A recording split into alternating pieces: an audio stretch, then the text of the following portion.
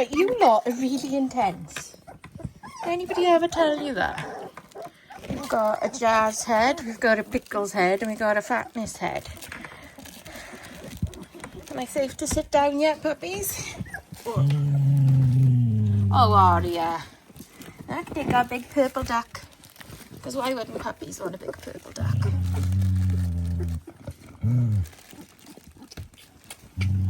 You've got to share them at some point, Aria.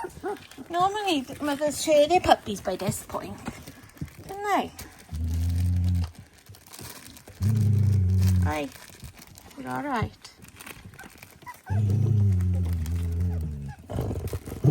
You're all right, Aria. They wouldn't hurt them. Oh dear, Jazz, that is taking the mick now, isn't it?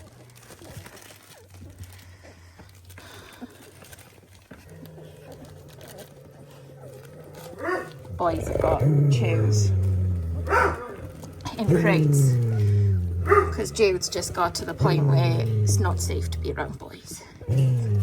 Jazz! Jazz, you can't slowly just make your way in and ignore all warning. If she gets you, it will be your own fault, and I won't be happy because you've entered shows.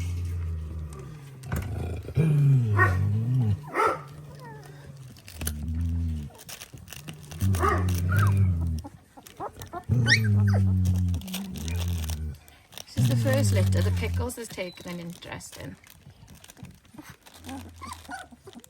You like the duck? Do you like the duck? Do you like the duck? Aria, there'd be more room in this in here for me and puppies if you didn't come in right now. And I know you're only in right now because the others are. The others are having a look.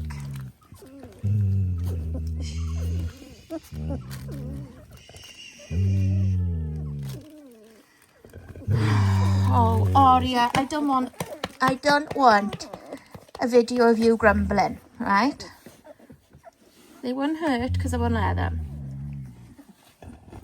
They're allowed to look.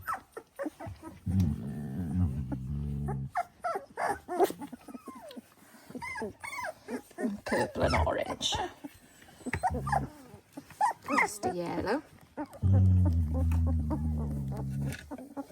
They are ready to go in the next room, but maybe I'll set it up today. Maybe that could be today's project. Deep clean, disinfect that area.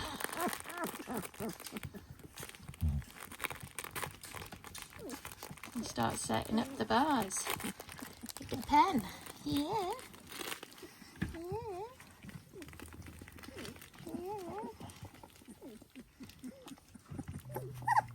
I got a show tomorrow. I've only got 3 entered. And of those 3, I am going to be super lazy and only bath 1, which is Pickles. And the other 2, which is Nala and Jazz, can have a hot towel wipe down. Hello, Mr. Pink. Hello, Mr. Pink. Aria, please.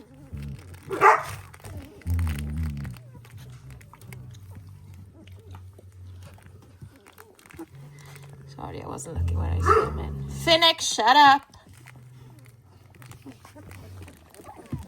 I know what's happening. If somebody's over there by his chew. And he's like, wait, he's mine. He's mine. He's mine.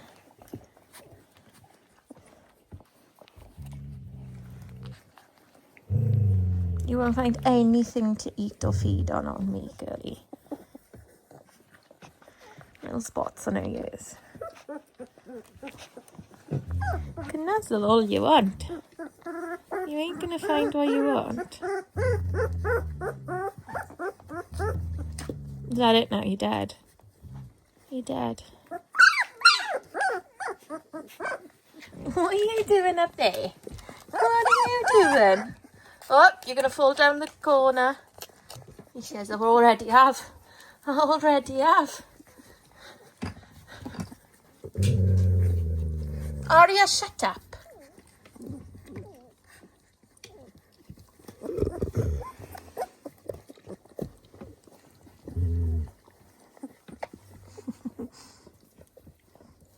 I think I'm going to dig out the bigger collars too, because a lot of them have pretty much got to the end of how big they can go.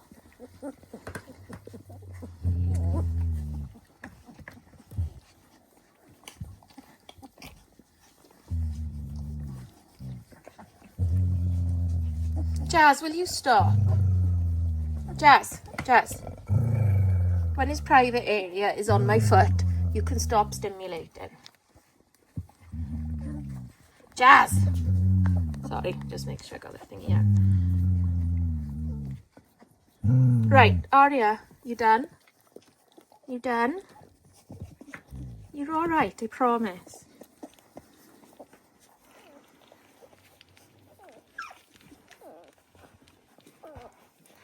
So yeah, with the car, I've only got like a few crates to put in. Stop!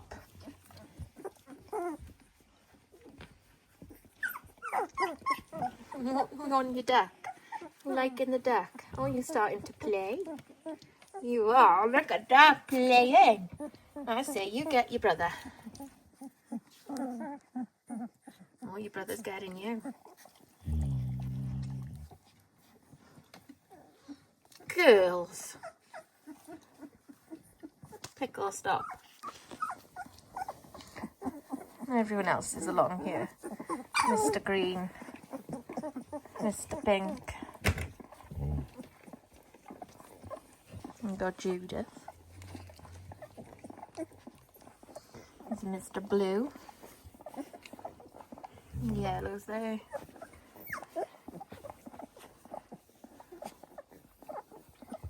Here's Mr. Orange.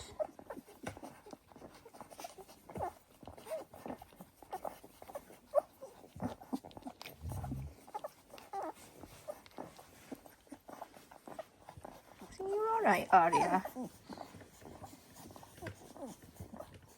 She doesn't look alright. She looks like she's got a hard life. Gotta do your nails too, Brum. But yeah, I got a few bits to do, but it's a really crap day. That's some sad news. And I can't think about much else right now.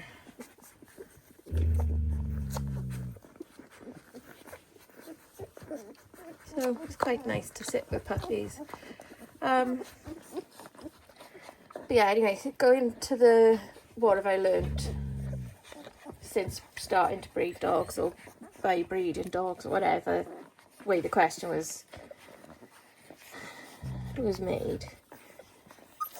There is so much, and I've probably forgotten what I've learned in a lot of cases.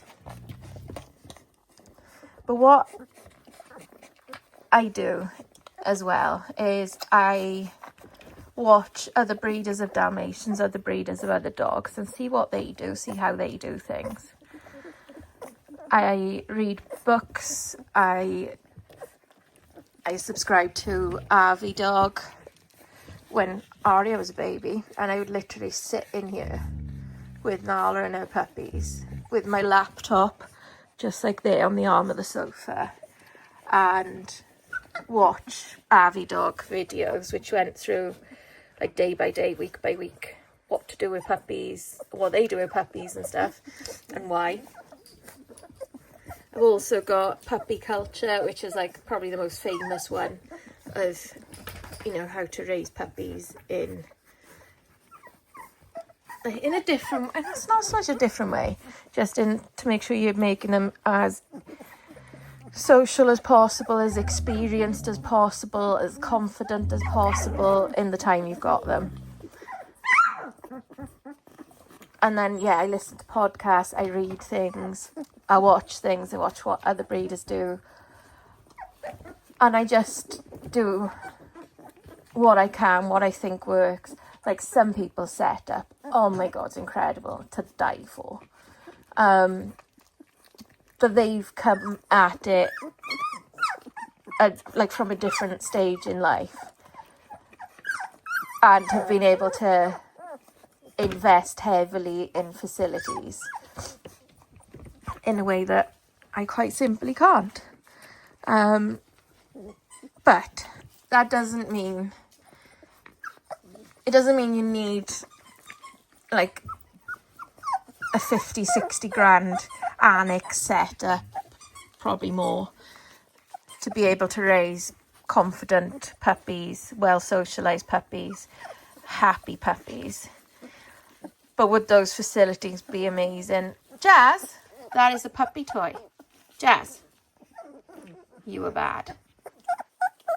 You were naughty. I hope that's the way the light is just catching your eye and you've not got blue eye. I hope so. Yeah, I think it was. I think it was just the way the light was catching. Yeah. Oh, it's damn nice.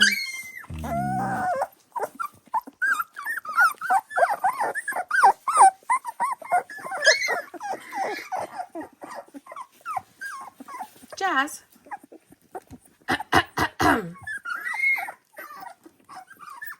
The way she looks at me. So yeah, it doesn't mean you need that volume of investment to be able to raise puppies well and properly.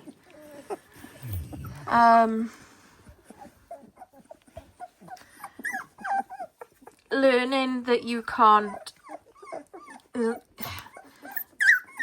be in control of everything when you breed. You can't control everything when the dogs go to their new homes. And you don't need to. But, like, in the same breath, being able to, like, I don't know how to say it, but finding people that you are able to talk to and to say, you know, if you did this, if you stopped doing that kind of stuff, it would certainly make life easier. But that doesn't mean, I don't know, I'm rambling now because I haven't got my head together and my thoughts together. But I will continue this and I will go into more specifics of what I've learned. And like, the other thing to say is what I've learned, the things I may say in future videos are my opinions, my observations, and other people may see and observe things differently, which is fine. That's kind of life. It's what happens.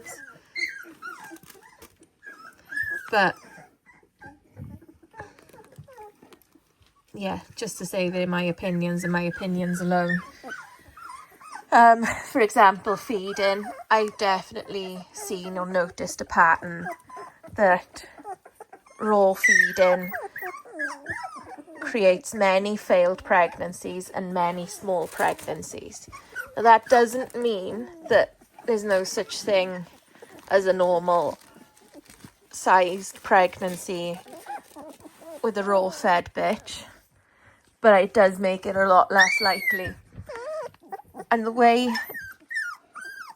I've heard it explained, which makes perfect sense, is your dog eats the food, and raw food has more bacteria. There's no two ways about it. And then when your bitches are in season, they lick their back end. And now that back end is open. The uterus is open. Shut up, Raven. Nala only laid on you. She leaned on it, she did. That uterus is open. And then that bacteria has got a much higher chance of entering than if your bitch was dry food fed or wet food fed. Again, doesn't mean it's gonna happen. Just means it's more likely to happen. But once my girls have given birth, they do have a raw meal each day because it's a good source of protein, additional source of calcium, and when the puppies are growing, they do have one meal of raw a day too, just so they're ready for future homes that could be raw fed.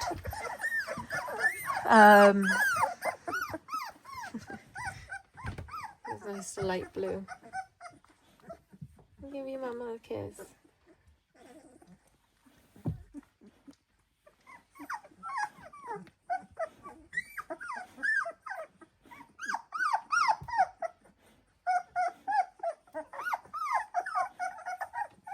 Where are you going? Why do you want to go up there?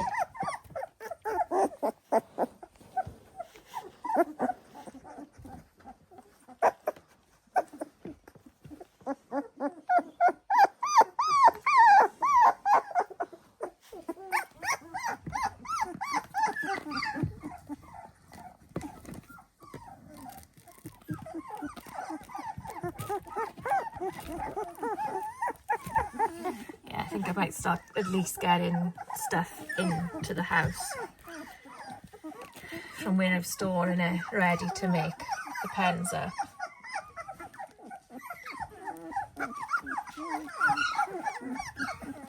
Just feel like they are more ready to do more moving around and stuff. Anyway, I'm going to leave this here, and I will continue what I've learned through breeding or from breeding, and see you all soon.